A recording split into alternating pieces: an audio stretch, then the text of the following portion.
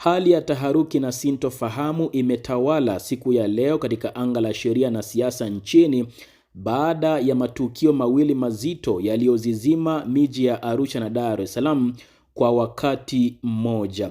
Wakati mwenyekiti wa chama cha demokrasia na maendeleo Chadema, Tundu Antipas Lissu akifikishwa mahakamani kwa dharura, tukio ambalo limewashtua viongozi wa chama chake na kuacha maswali mengi miongoni mwa wafuasi wake, huku rais wa chama cha wanasheria Tanganyika TLS wakili msomi Boniface Mwabukusi amelipua bomu la kisheria jijini Arusha na kukosoa vikali matumizi ya mahakama kuminya upinzani jijini Dar es Salaam.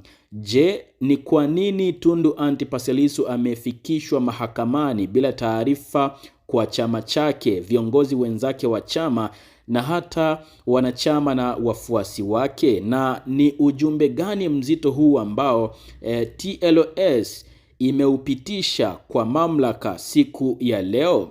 Karibu sana katika uchambuzi huu wa kina. Ni kukaribishe na nikusihi hakikisha unakuwa nami kuanzia hapa mpaka mwisho wa habari hii, ili kusudi twende tukatazame kwa kina ama kwa undani kile kinachoonekana kuwa ni mtihani mwingine wa utawala wa sheria nchini. Humu ndani tunakwenda kutazama tamko zito la TLS kupitia kwa rais wa chama hicho cha wanasheria nchini, ambalo limekuja muda mchache baada ya Tundu Antipas Lissu kufikishwa mahakamani kwa dharura bila chama chake kupewa taarifa ama kupata taarifa kama ambavyo wamedai. Maamuzi ya jaji na mahakama baada ya Tundu Antipas Lissu kufikishwa mahakamani hapo, lakini pia vile ambavyo Tundu Antipas Lissu amefikishwa mahakamani, vile mwanasheria mkuu wa chama hicho cha Chadema amesema nini. Tukianzia jijini Arusha, rais wa chama cha wanasheria Tanganyika TLS wakili msomi Boniface Mwabukusi ameuwasha moto wakati wa ufunguzi wa mkutano mkuu wa mwaka wa wanasheria. Katika hotuba yake iliyojaa hisia na msisitizo wa kisheria, Mwabukusi amekosoa vikali mwenendo wa mashauri yanayomkabili Tundu Antipas Lissu. Mambo makuu yaliyojiri kwenye tamko hilo ni: moja, kuminya demokrasia kupitia sheria. Mwabukusi ametoa changamoto kwa mamlaka akisema kuwa ikiwa kuna hofu ya ushindani wa kisiasa, ni vyema mfumo wa vyama vingi ukafutwa kuliko kutumia mahakama kuminya upinzani. Jambo la pili, uhuru wa TLS. Ameweka msimamo wa dhati kuwa TLS haitayumba wala kununulika. Yeye amewapa onyo kali wadau na wafadhili wanaojaribu kutoa misaada kwa masharti ya kunyamazisha sauti ya chama hicho, akisema chukua misaada yenu, TLS haiko sokoni. Na jambo la tatu ni uadilifu wa mahakama. Amesisitiza kuwa sheria isitumike kama silaha ya kukandamiza watu, bali kama chombo cha kutoa haki sawa kwa wote bila kujali itikadi za kisiasa. Wakati maneno ya Boniface Mwabukusi yakitetemesha kumbi za mikutano Arusha, hali ya dharura ilikuwa ikijiri katika mahakama kuu masjala ndogo ya Dar es Salaam. Baada ya takriban miezi miwili bila kufikishwa mahakamani, asubuhi ya leo, mwisho wa mwezi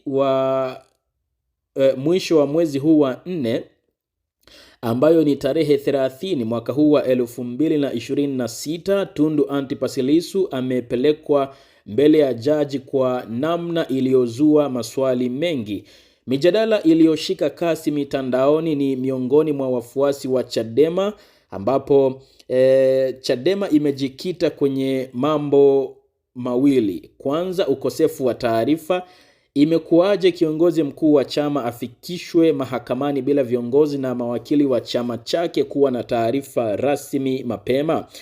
Jambo la pili ni hali ya kesi ya uhaini. Wengi walihisi huenda kufikishwa kwake kulihusiana na shinikizo la hivi karibuni la viongozi wa chama hicho wanaotaka Tundu Lissu aachiwe huru kutokana na kesi ya uhaini inayomkabili.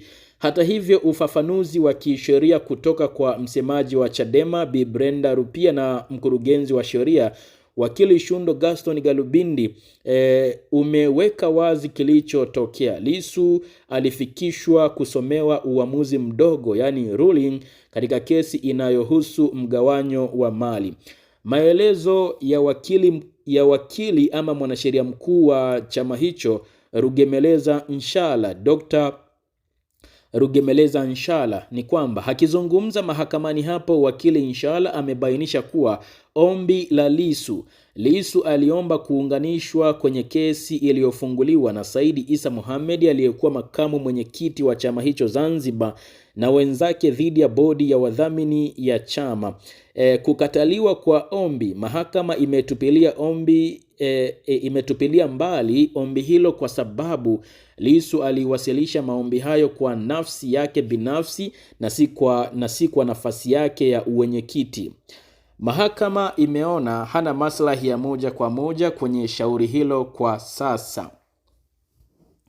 Nafasi ya shahidi. Licha ya kukataliwa kujiunga kama mdai au mdaiwa, mahakama imeeleza kuwa Tundu Lissu anaweza kushiriki kama shahidi endapo itahitajika hapo baadaye.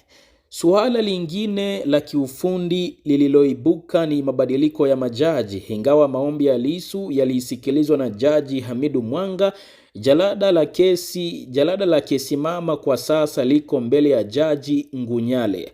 Wakili Shundo Gaston Garubindi ameeleza kuwa kisheria Jaji Mwanga alikuwa na wajibu wa kutoa uamuzi huo kwani ndiye aliyesikiliza hoja za awali.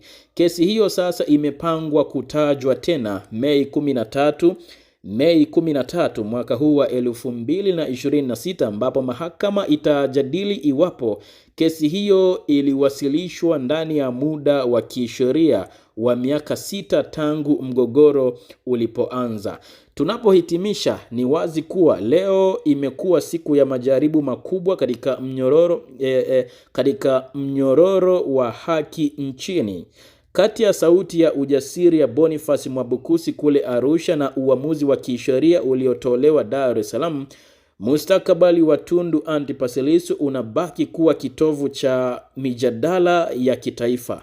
Chadema tayari wametangaza kuwa watatoa taarifa rasmi kwa umma kuelezea mazingira ya kufikishwa kwa mwenyekiti wao mahakamani kwa dharura bila taarifa. Je, nini kitajiri Mei 13? Na je, malalamiko ya TLS yatafanyiwa kazi na mamlaka?